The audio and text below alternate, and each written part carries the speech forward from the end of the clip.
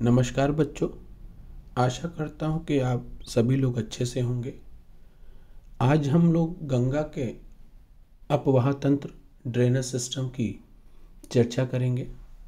हम देखेंगे कि किस प्रकार गंगा का उद्भव हुआ, उसके साथ ही साथ गंगा के तट पर बसे नगरों की बात करेंगे। किन राज्यों से होकर गंगा प्रवाहित होती है। इसी सभी मुद्दों पे हम चर्चा करेंगे। सबसे पहला पॉइंट अगर हम देखें तो बद्रीनाथ से दक्षिण की ओर अलकनंदा बहती है। हम इस तरह से देखेंगे बच्चों, यहाँ पर हम पिक्चर को देखते हैं, इस चित्र को देखते हैं कि बद्रीनाथ ये है और यहाँ से अलकनंदा बहती है साउथ की ओर। Alaknanda flows south from Badrinath. अब क्या होता है कि धौली गंगा जो है वो इस तरह से यहाँ पर आकर अलकनंदा से मिलती है। किस स्थान पर? विष्णु पराग पर।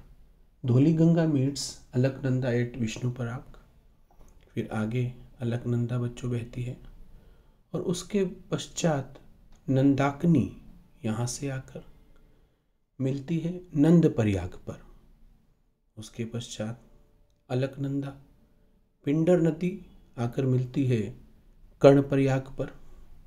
इसी प्रकार केदारनाथ के पास से मंदाकिनी निकलती है और धौली गंगा से आकर मिलती है, अलकनंदा से आकर मिलती है रुद्रप्रयाग पर। ये अलकनंदा ही है जो बद्रीनाथ से निकली है इस तरह से। इसके पश्चात भागीरथी नदी जो है वो उत्तरकाशी जिले के गंगोत्री से निकलती है और अलकनंदा से आकर मिलती है देवप्रयाग पर। और इसके बाद ये जो संयुक्त धारा है आगे बढ़ती है गंगा के नाम से। ये इस प्रकार से गंगा का उद्भव है। लास्ट वाला पॉइंट में कर रहा हूँ कि भागीरथी नदी जो है, the river Bhagirathi originates from Gangotri in Uttarkashi district, which joins Alaknanda at Devaprayag, and further this joint stream is called Ganga. महत्वपूर्ण क्वेश्चन है बच्चों। इन पांचों प्रयाग को आप अच्छे से याद कर लेंगे और इस बात को तो ज़रूर ध्यान रखेंगे कि देवप्रयाग पर आकर भागीरथी और अलकनंदा मिल जाती हैं और इसके पश्चात इनकी संयुक्त धारा जो क्या कहलाती है वो गंगा कहलाती है। राइट। यही सब चर्चा मैंने यहाँ पर की हुए, आप इसे नोट कर सकते हैं। इसके पश्चात हम देखते हैं कि देवप्रयाग से जब आगे बढ़ती है गंगा तो सबसे पहले जो शहर पड़ता है, यहाँ पर हम बताना चाह रहे हैं कि गंगा के तट पर कौन कौन से प्रमुख शहर हैं। तो देवप्रयाग से आगे बढ़ रहा है। देवप्रयाग पहाड़ पर ही है ना, पर्वत पर है। उसके बाद आगे बढ़ते हैं तो शहर ऋषिकेश पड़ता है। After leaving Devprayag the important city Rishikesh falls on the bank of the Ganges and after that Haridwar. उसके पश्चात अर्थात ऋषिकेश के पश्चात हरिद्वार पड़ता है। बच्चों, हरिद्वार को पर्वत व मैदान का जंक्शन कहते हैं। यहीं पर उतर कर नदी हरिद्वार में आती है और फिर यहीं से नीचे वो प्लेन को पकड़ लेती है। तो इसे क्या कहा गया? इसको कहते हैं जंक्शन कहा गया इनको। Haridwar is called the junction of the mountain and the plain. After this entering the plains the Ganges proceeds forward, the main city falling on the bank of the Ganga is. अर्थात यहाँ हम कह रहे हैं कि इसके पश्चात जब हरिद्वार के आगे गंगा बढ़ती है तो उसके तट पर कौन कौन से प्रमुख शहर हैं? कन्नौज, याद रखेंगे, इत्र के लिए बहुत प्रसिद्ध रहा है ये शहर जो कन्नौज है। इसके साथ ही साथ अगर हम बात कन्नौज की करते हैं तो इतिहास में आपने पढ़ा होगा त्रिपक्षीय संघर्ष, पाल वाला संघर्ष जो था ना, प्रतिहार, राष्ट्रकूट, पाल, त्रिपक्षीय संघर्ष कहाँ पर हुआ था? कन्नौज में हुआ था।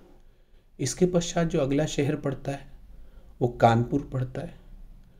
कानपुर को हम उत्तर भारत का मैनचेस्टर कहते हैं। ये क्वेश्चन भी बनता है कि गंगा के किनारे बसा हुआ सबसे बड़ा शहर, तो हम कानपुर पे बच्चों टिक लगाते हैं। कानपुर को उत्तर भारत का मैनचेस्टर अर्थात सूती वस्त्रों के लिए जो स्थान वर्ल्ड में जाना जाता है, संसार में जाना जाता है, वो मैनचेस्टर है। इसलिए तुलना करते हैं, यहाँ कहीं भी सूती वस्त्रों का बड़ा उद्योग होता है उसे हम मैनचेस्टर कह देते हैं। जैसे बच्चों भारत का मैनचेस्टर अहमदाबाद हुआ, और इसी तरह से दक्षिण भारत का मैनचेस्टर जो है वो कोयम्बटूर को कहते हैं। इसके पश्चात नदी आगे बढ़ती है। इलाहाबाद सर्वाधिक जनसंख्या वाला जिला, उत्तर प्रदेश स्पेशल के लिए क्वेश्चन बनता है कि सर्वाधिक जनसंख्या वाला जिला कौन सा है? इलाहाबाद। उसके आगे बढ़ते हैं तो गंगा के तट पर शहर मिर्ज़ापुर है, कारपेट के लिए प्रसिद्ध है, फेमस है कारपेट के लिए, कालीन के लिए मिर्ज़ापुर। आगे बढ़ते हैं तो बिहार का बक्सर का युद्ध हुआ था 1764 में। देन पटना, फिर मुंगेर, फिर भागलपुर। ये कुछ महत्वपूर्ण सिटी हैं जो गंगा के तट पर हैं। और बिहार के बाद गंगा जो है वो बंगाल में प्रवेश करती है। After this the Ganges enters Bengal and comes out in Bangladesh.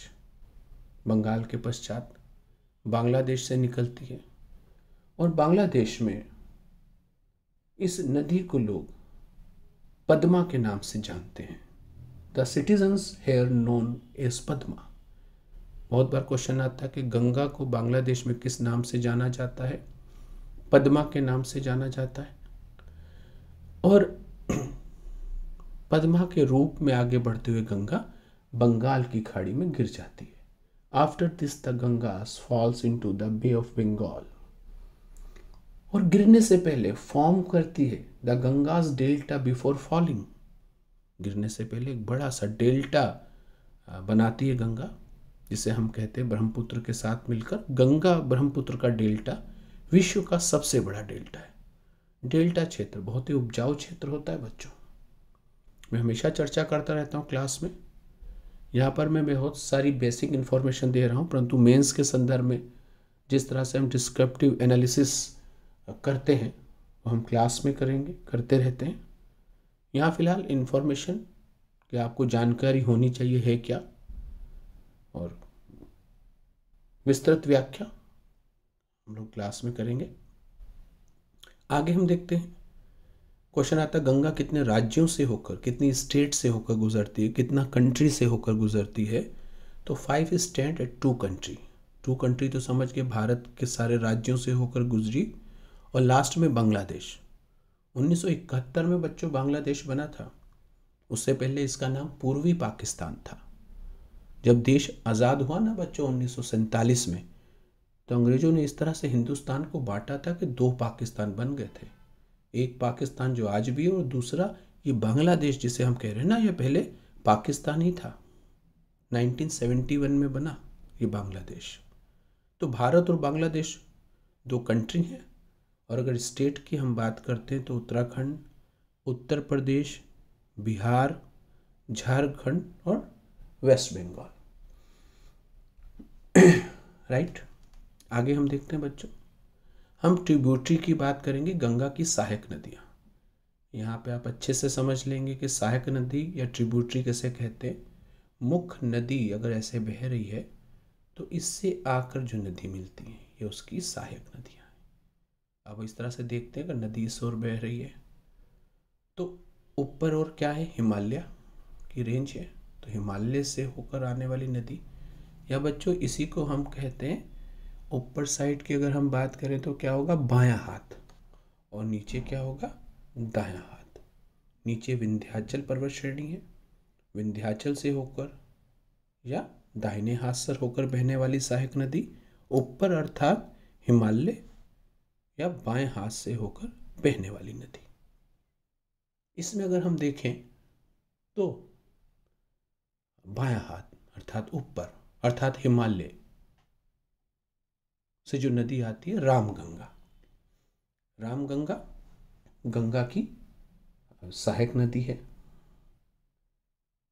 Ramganga question आता है कि मुरादाबाद किस नदी के तट पर है? रामगंगा नदी के तट पर। बरेली रामगंगा नदी के तट पर। मुरादाबाद फेमस है, पीतल की नगरी कहते हैं, पीतल के बने हुए सामानों के लिए। और बरेली को माचिस, दिया सलाई, बांस बरेली कहते हैं। बरेली झुमके के लिए प्रसिद्ध नहीं है, कहीं गलती से आप कहीं कोई गाना याद आ जाए। माचिस, दिया सलाई के लिए प्रसिद्ध है। यहाँ पर एक और महत्वपूर्ण बात बता दूं, अभी मैं जितनी भी नदियों की बात करूँगा या तो वो हिमालय से निकल रही हैं या नीचे साउथ साइड विंध्याचल से, परंतु वह नदी कौन सी है जो हिमालय से नहीं निकलती, पर्वत से नहीं निकलती, अर्थात गंगा की वह कौन सी सहायक नदी है जो पर्वत से नहीं निकलती? इस कंडीशन में हम टिक करते हैं गोमती को। गोमती नदी पीलीभीत की फुल्लर झील से निकलती है। उत्तर प्रदेश में डिस्ट्रिक्ट पीलीभीत है, टाइगर रिजर्व के लिए भी प्रसिद्ध है ना। अगर हम यूपी की बात करेंगे तो दुधवा नेशनल पार्क और gym carbon national park Uttarakhand. तो एक पीलीभीत टाइगर रिजर्व भी बना है, यह भी एक क्वेश्चन बनता है अपने आप में। तो गोमती वाला क्वेश्चन हम समझ गए। नेक्स्ट देखते हैं कि गोमती के तट पर बसे हुए कौन से नगर हैं।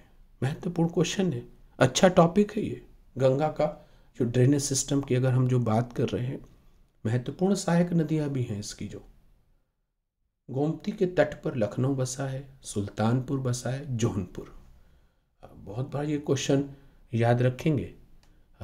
जौनपुर सिराज हिंद कहते हैं, मोहम्मद बिन तुगलक ने बसाया था इसे या उसकी याद में बसा था जौनपुर। याद रखेंगे, लखनऊ तो याद रहता बच्चों को, जौनपुर। क्लियर। गोमती मिर्जापुर में आकर गंगा से मिलती है। भाई गंगा से आकर कहाँ मिलती है? गंगा की सहायक नदी है, तो कहाँ पर मिलती है ये? मिर्जापुर के पास आकर मिलती है। Clear. Gomti comes to Mirzapur and meets the Ganga. अगर नेक्स्ट बात हम करते हैं, Ghaghara are tributary of the Gangas which comes to Chhapra and meets the Ganga. Its name in Nepal is Karnali. Ghaghara क्या है? गंगा की सहायक नदी है। कहाँ पर आकर गंगा से मिलती? छपरा, बिहार में। और निकलती तो ऊपर से, पर्वत से, नेपाल को क्रॉस करके आती है। तो नेपाल में इसका नाम क्या है? करनाली। इसी प्रकार आप ध्यान रखेंगे, गंगा है, इसकी सहायक घाघरा, और जो घाघरा में आकर मिल रही है वो घाघरा की सहायक। जैसे शारदा और राप्ती नदियां घाघरा की सहायक नदियां हैं। Sharda and Rapti are tributaries of Ghaghara. Gorakhpur is situated on the banks of Rapti river. महत्वपूर्ण क्वेश्चन। योगी जी का शहर गोरखपुर किस नदी के तट पर बसा है? राप्ती नदी के तट पर। इसी प्रकार बच्चों, जो गंडक नदी है, गंडक नदी ये पटना में आकर गंगा से मिलती है। किसकी सहायक नदी? गंगा की सहायक नदी, जिसे नेपाल में नारायणी नदी के नाम से जाना जाता है। महत्वपूर्ण क्वेश्चन है, नारायणी नदी के नाम से कौन सी नदी जानी जाती है? इसी प्रकार बच्चों, कोसी नदी बहुत महत्वपूर्ण है। बहुत बार ये क्वेश्चन पूछा गया, किस नदी को बिहार का शोक कहते हैं? कोसी नदी को। और कोसी नदी क्या है? भागलपुर के पास आकर गंगा से मिलती है। गंगा की सहायक नदी कोसी नदी। इसी तरह से महानंदा दार्जिलिंग से होते हुए वेस्ट बंगाल में आकर गंगा से मिलती है। दार्जिलिंग भी बच्चों वेस्ट बंगाल का ही पार्ट है। जानबूझकर इस तरह से मैंने लिखा है कि बच्चे गलती करते हैं कि दार्जिलिंग कहाँ होता है, लिख देते हैं असम में। दार्जिलिंग असम में नहीं है, दार्जिलिंग वेस्ट बंगाल का पार्ट है जो एक बेहतरीन चाय के लिए फेमस है। अब हम बात करेंगे, अभी हमने तो हिमालय से आकर मिलने वाली जो नदियां हैं, सहायक नदियां, उनकी बात की हैं। अब हम राइट हैंड से जो नदियां हैं उनकी बात हम करेंगे। राइट हैंड से जो नदियां जाती हैं नीचे से, विंध्याचल से, उसमें अगर हम बात करें तो जमुना जो है सबसे बड़ी सहायक नदी है गंगा की। Jamuna is the largest tributary of Ganga. Jamuna अनेक नदियां, बहुत सारी नदियां आकर जमुना में मिलती है। जमुना के अनेक सहायक नदियां हैं और सभी नदियों के पानी को लेकर जमुना किस में मिल जाती है, जाकर गंगा में मिल जाती है। तो हम जमुना की कुछ सहायक नदियों की अगर हम बात कर लें तो अच्छा रहेगा। जैसे हम बात करें चंबल नदी, जमुना की ट्रिब्यूटरी है। ओरिजिनेट कहाँ से होती है? एमपी से, मध्य प्रदेश से, राजस्थान होते हुए यूपी के औरैया में ये जमुना से मिल जाती है। क्लियर है? कोटा शहर बड़ा फेमस है इंजीनियरिंग के लिए, पढ़ाई का बहुत बड़ा केंद्र रहा Kota. Kota is situated on the bank of the river, this river. Next है चंबल की सहायक नदी बनास व शिप्रा है। आप समझे ना, यमुना इसमें आकर चंबल मिली, जमुना की सहायक चंबल हो गई, और फिर चंबल में भी आकर एक नदी मिल रही है जिसका नाम क्या है? दो नदी, बनास व शिप्रा। तो चंबल के बच्चों कौन सी सहायक नदी हुई? बनास व शिप्रा। शिप्रा नदी के तट पर उज्जैन बसा है। बहुत ही महत्वपूर्ण क्वेश्चन है बच्चों। शिप्रा नदी के तट पर क्या बसा है? उज्जैन। कुंभ लगता है यहाँ पर, है ना, 4 बड़े बड़े सी जगह है ना, यहाँ पर कुंभ लगता है। जैसे शिप्रा नदी, उज्जैन, यहाँ कुंभ लगता है। नासिक में कुंभ लगता है बच्चों, गोदावरी नदी के तट पर। इसी तरह से गंगा में कुंभ लगता है, हरिद्वार, गंगा के तट पर। और इलाहाबाद में कुंभ लगता है। तो इन 4 जगहों पे कुंभ लगता है। ये भी क्वेश्चन बनता है अपने आप में। इसी प्रकार से बच्चों जो बेतवा नदी है वो विंध्याचल अर्थात नीचे से निकलकर जमुना में आकर मिलती है। कहाँ पर? हमीरपुर के निकट। माता टीला जल विद्युत योजना किस नदी पर है? बेतवा नदी पर। क्लियर रहा बच्चों? ये जो माता टीला जल विद्युत परियोजना किस नदी पर? बेतवा नदी पर। नेक्स्ट हम देखते हैं अगली नदी जो यमुना की सहायक नदी है। और यहाँ बच्चों लास्ट टाइम मैं क्लियर कर चुका हूँ जमुना और यमुना। यहाँ मैं यमुना की बात कर रहा हूँ, कहीं कहीं पर प्रिंटिंग मिस्टेक है, वो जमुना लिखा है, परंतु आप लोग जो है ना ये यही समझेंगे यमुना। वो जमुना तो बांग्लादेश में जाकर हो गई थी। कौन सी नदी हो गई थी? ब्रह्मपुत्र नदी। लास्ट जो हमने पढ़ा है वो जा था, जमुना जा। यहाँ कहीं भी इसमें जा लिखा है ना, वो गलत है, गलत लिखा हुआ है। क्लियर? केन नदी भी यमुना की सहायक नदी है। केन नदी पर बांदा बसा है। बांदा यूपी में है ना, बांदा केन नदी पर बसा है। इसके अलावा यमुना नदी के तट पर बसे अन्य नगर हैं। दिल्ली फेमस है। मथुरा बच्चों केंद्रीय बकरी got central got research centre, बकरी अनुसंधान केंद्र। आगरा लेदर और ताजमहल के लिए फेमस है, जमुना नदी के तट पर है। फिरोजाबाद जमुना नदी के तट पर फेमस है, चूड़ियों के लिए नहीं बच्चों, कांच के लिए। अब चूड़ियाँ कांच की होती वो अलग बात है, फिलहाल कांच के बहुत सारे सामान हैं, उसके लिए फेमस है। इसी तरह से इटावा लायन सफारी अखिलेश जी द्वारा बनाया गया। और यहीं पर एक क्वेश्चन और बनता है बच्चों, नाइट लायन सफारी, तब हम ग्रेटर नोएडा पे टिक लगाएंगे। ये मैं सफारी के संदर्भ में बात कर रहा हूँ, बसे नगर के संदर्भ में नहीं। इटावा तो जो है वो यमुना नदी के तट पर बसा है और वहाँ पे कुछ फेमस है, वो भी बताता जा रहा हूँ, लायन सफारी। परंतु पीसीएस में आया हुआ क्वेश्चन है नाइट लायन सफारी कहाँ पर है? तो ग्रेटर नोएडा में। हमीरपुर भी बच्चों यमुना नदी के तट पर जा बसा हुआ है और इलाहाबाद में आकर यमुना जो है वो गंगा में मिल जाती है। नेक्स्ट पॉइंट हम देखते हैं। अभी तक हम लोग ट्रिब्यूटरी की बात कर रहे हैं। ट्रिब्यूटरी क्या बच्चों? मेन नदी में आकर मिलने वाली नदियाँ, सहायक नदी। परंतु मेन नदी से इस तरह से डिस्ट्रीब्यूट होकर हो जाता है पानी, तो इसे डिस्ट्रीब्यूटरी कहते हैं।